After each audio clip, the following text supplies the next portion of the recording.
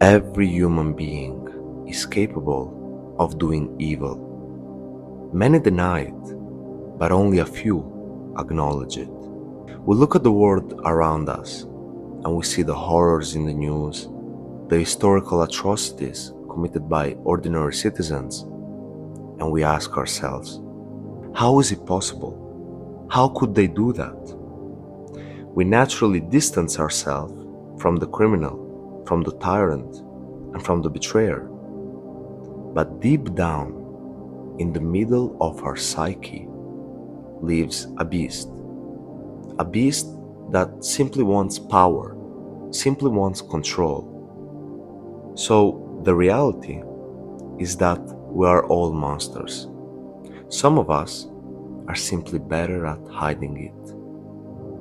We speak of virtue loudly, and yet we crave power. We condemn evil and justify our own sins that fit our own standards. So, beneath this layer, beneath this social mask, lives a version of ourselves that simply is driven by its own interests and by fear and by power. We live under the assumption that our morality is a fixed, unbreakable part of who we are. But history, psychology, and literature tells a completely different story. Our morality is incredibly fragile, and it's largely dependent on our circumstances. To understand just how deep this self-interest runs, we have to look in the mirror, held up by Niccolò Machiavelli in The Prince. Machiavelli didn't write about how humans should behave. He wrote about how humans actually behave when the polite filters of society are stripped away, when the masks are stripped away. His view on human nature is ruthless, direct, and deeply uncomfortable. Machiavelli argued that human beings are fundamentally driven by two things: fear and self-interest. Deep down, all we want is security and power. When life is going well, when our needs are met and our egos are stroked, it is easy to be good. It is easy to follow the rules and pretend to be holy. But Machiavelli warns that the moment a crisis hits, the moment we become truly broken or lose patience, our true colors emerge. Think about this. If you were given the right circumstances, the right pressure, or the right amount of desperation, everyone is capable of committing a crime or doing something that completely violates their own moral standards. When the stakes are high enough, or when we feel backed into the corner, our survival instincts take control over. And all we want is destruction. This Machiavellian desire for power and self-justification is perfectly captured by Fyodor Dostoevsky's Crime and Punishment.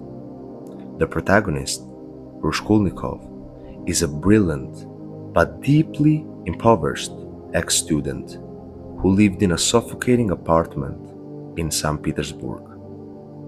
He looks around at the world, filled with suffering, and decides that traditional rules of morality don't apply to extraordinary people.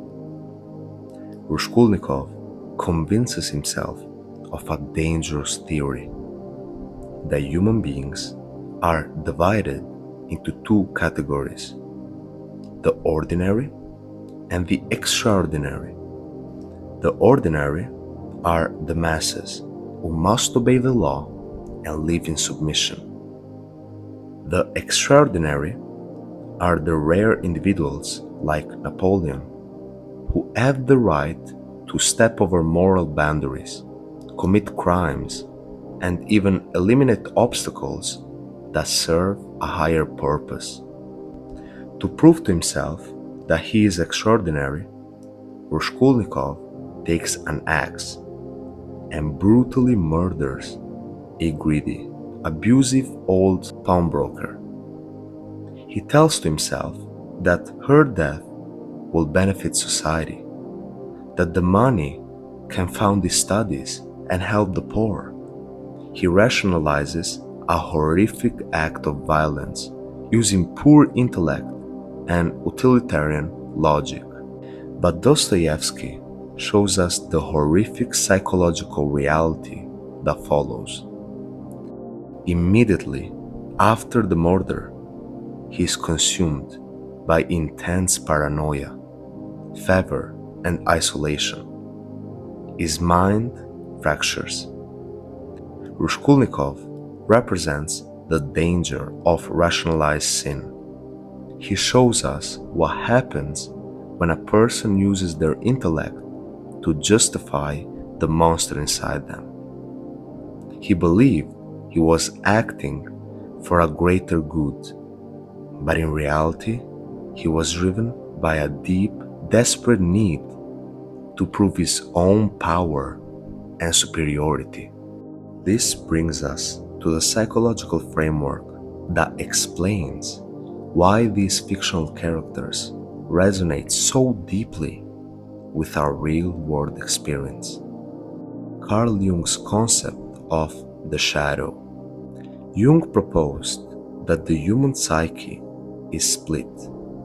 There is the persona, which is the idealized moral face we show to the public. And then there is the shadow, the hidden dark basement of the mind. The shadow contains all the parts of ourselves that we deem unacceptable, shameful, or dangerous. It holds our repressed emotions, our deepest fears, our forbidden pleasures, and our aggressive drives. Because society tells us to be polite and peaceful, we shove these darker traits down into the unconscious. But just because you bury something doesn't mean it's dead. What you repress will persist and will grow back stronger. This is why Jung famously said, "Until you make the unconscious conscious, it will dictate your life and you would call it fate." The goal is to bring up to life, bring up to the conscious, these unconscious dark traits that you have, this little monster inside of you. We often think that the most dangerous people in the world are the ones who know they are bad, but the truth is exactly the opposite. A criminal who recognizes his own dark nature is far less dangerous than a man who believes himself to be righteous. When a person is aware of their capacity for evil, they watch themselves, they question their motives, they know they are capable of slipping, so they remain vigilant. But the person who sincerely believes they are pure, they are holy, and completely incapable of doing something wrong, they are terrifyingly dangerous. Why? Because when you believe you are 100% righteous, you lose the ability to self-reflect. You begin to believe that anyone who disagrees with you is evil. And once you label your enemy as evil, you can justify doing anything to them, persecuting them, destroying them, or silencing them, all while feeling a warm gloom of moral superiority. There is no man who's perfect in this world. There was only one, and he was Jesus Christ. And guess what happened to him? We humans killed him because we felt insecure at his presence. So what is our ultimate goal, and how do we live with this unsettling reality? The answer is not try to kill the monster. You cannot destroy your shadow. As I told you, if you try to repress it, it will grow back stronger, more wrapped, and eventually explode in a moment, uncontrolled rage or self-destruction. Instead, our goal must be the shadow integration. We must learn to integrate the shadow into our conscious lives. We need to accept this dark nature that we have. We need to stop pretending to be perfect. Own the fact that you have a dark side, that you crave power, that you are capable of cruelty under the right conditions. Identify then what triggers you. Pay close attention to your daily life. Try to identify exactly when this dark nature emerges. In what specific experiences does it flare up? In what context? In what environments?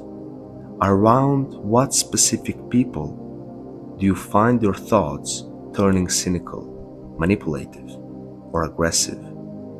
Seek mastery then and control. Once you map out your darkness, you can take control of it.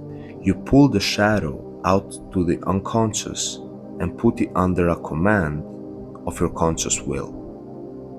An integrated person is not harmless, naive, good guy.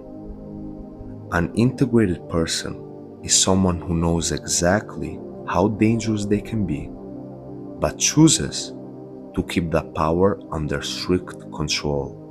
They use the strength, assertiveness, and primal energy of the shadow to protect, to build, and to speak the truth rather than letting it control them.